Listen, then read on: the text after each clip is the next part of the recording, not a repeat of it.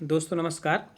MPPSC mains परीक्षा की series में आज हम पेपर 4 के दार्शनिक और विचारकों से संबंधित एक प्रश्न का अवलोकन करेंगे।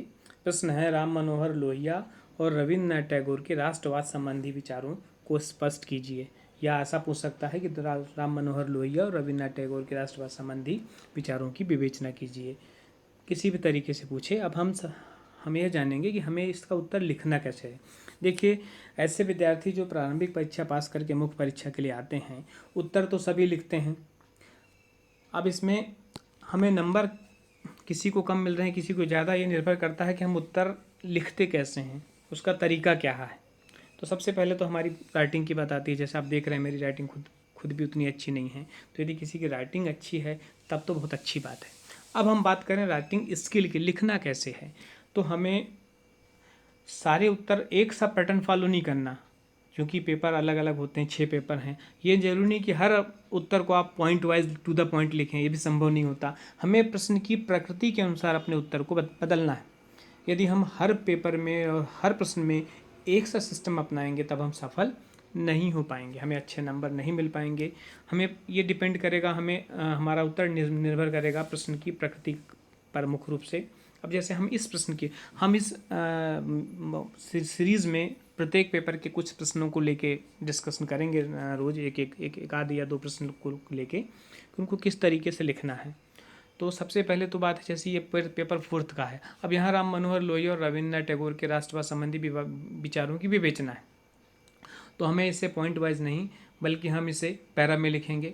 और पैरे में भी आप जैसा देख रहे हैं, इसमें 4-5 पैरे हैं मुख्य रूप से। सबसे पहले हम ये प्रश्न जो है वो 6 नंबर के हिसाब से है, जो कि 150 शब्दों में लिखना है। इसे हम मुख्य परीक्षा की कॉपी में लगभग डेढ़ पेज में लिखेंगे। ये जो कॉपी दिख रही है आपको, ये चूँकि लंबी है इसलिए 1 पेज में आ गया है। इसे हम लगभग 1.5 पेज में कंप्लीट करेंगे। 1.5 और ज़्यादा ही लिखना आपको तो 2 पेज तक कर सकते हैं यदि आपके फंड बड़े हैं तो किसी भी प्रश्न के उत्तर में सबसे पहले आप 3 या 4 या 5 लाइन मैक्सिमम, वैसे ज़्यादातर बेटर है कि चूँकि शब्द सीमा काफ़ी अधिक होती है, समय कम होता है, तो हमें 3 या 4 लाइन में इंट्रोडक्शन लिखना है। फिर हम प्रश्नों को 3-4 पैरा में प्रश्न के जो प्रश्न की मूल बॉडी है वो लिखें, और अंत में 2-3 लाइन में कंक्लूजन लिखें। तो आप इसमें देख पा रहे हैं, पहला जो पैरा है, जो ये पहला पैरा है, ये इंट्रोडक्शन से संबंधित है। फिर हमने आपके 2 पैरा लिखे हुए हैं इनसे संबंधित, और लास्ट में ये लास्ट पैरा जो कंक्लूड किया है। अब उसमें भी आप देखें तो पहला पैरा जो है वो इंट्रोडक्शन है, फिर जो है ये इंट्रोडक्शन वाला पैरा है, ये आप देखें। और दूसरा पैरा चूँकि राम मनोहर लोहिया के राष्ट्रवाद संबंधी विचार हैं, ये इनसे संबंधित हो गया, लोहिया जी। तीसरा रविन्द्रनाथ टैगोर के जो राष्ट्रवाद संबंधित विचार हैं उनसे संबंधित हो गया। और लास्ट पैरा में जो है हमने दोनों का ही निष्कर्ष रूप या दोनों का समरी फॉर्म में बता दिया है। अब हम इसको देखते हैं उत्तर लिखने के तरीके को, कि राम मनोहर लोहिया जहाँ एक और सप्त क्रांतियों के माध्यम से समतामूलक विश्व समाज चाहते थे। हमें कीवर्ड याद रखना है। इसमें कीवर्ड क्या है? राम मनोहर लोहिया सप्त क्रांतियों के माध्यम से ऐसा विश्व समाज चाहते थे जो समतामूलक है। कीवर्ड हमें 3 ही हैं। सप्त क्रांतियों के माध्यम से समतामूलक विश्व समाज चाहते थे, यह राम मनोहर लोहिया जी का। वहीं रविन्द्रनाथ टैगोर अंतर्राष्ट्रवाद, उसमें भी जिसमें मूल भावना क्या थी? विश्व बंधुत्व की, उसको राष्ट्रवाद, वास्तविक राष्ट्रवाद मानते थे। अब हम देखें लोहिया जी के बारे में, कि लोहिया जी को डिटेल में एक पैरा में देख लें कि लोहिया जी समाजवाद को विश्व दर्शन मानते थे, और उन्होंने अपनी सप्त क्रांतियों के माध्यम से, इन सप्त क्रांतियों के नाम आने जरूरी है। इन सप्त क्रांतियों में क्या क्या शामिल है? स्त्री पुरुष समानता, रंग भेद, जातिवाद की समाप्ति, उपनिवेशवाद, साम्राज्यवाद की समाप्ति के साथ साथ लोकतंत्र की स्थापना, आर्थिक समानता, व्यक्तिगत स्वतंत्रता का अधिकार, सत्याग्रह एवं सविनय अवज्ञा के पक्षधर थे। और ये इसके माध्यम से राष्ट्रवाद चाहते थे। और साथ ही इन्हीं के विचार का दूसरा पहलू क्या था कि ये राष्ट्रवाद की प्राप्ति में कार्ल मार्क्स के हिंसक तरीकों को नहीं अपनाना चाहते थे, बल्कि गांधी जी के सत्य और अहिंसा के विचारों के पक्षधर थे। और इनमें भी जो मूल आधार है, इस क्रांति का मूल आधार या सूत्र आधार है, वो जनता की शक्ति अर्थात जनशक्ति को मानते थे। और इन सभी जो तरीके हैं इनके माध्यम से इनका उद्देश्य क्या था? समतामूलक विश्व समाज की स्थापना। ये हुए लोहिया जी के विचार। अब हम टैगोर जी के विचार देखें।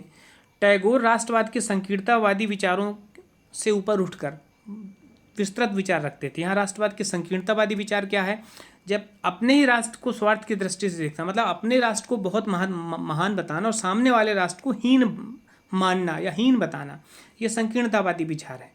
वे इस विचार को उचित नहीं मानते थे, बल्कि वे अंतर्राष्ट्रवाद जिसमें विश्व बंधुत्व और मानव कल्याण अर्थात मानववाद की मूल भावना हो, इसको ही वास्तविक राष्ट्रवाद मानते थे।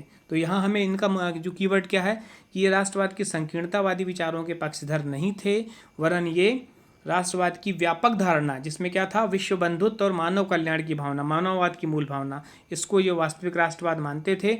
इसके तहत वे भाईचारा, प्रेम की भावना, मानववाद के साथ साथ ऐसा मानववाद जिसमें मानव की सामाजिक, आर्थिक, राजनीतिक कल्याण संभव हो, इसको ही सच्चा राष्ट्रवाद मानते थे। वे मानते थे कि इस प्रकार के सच्चे राष्ट्रवाद के द्वारा ही किसी भी देश का विकास हो सकता है।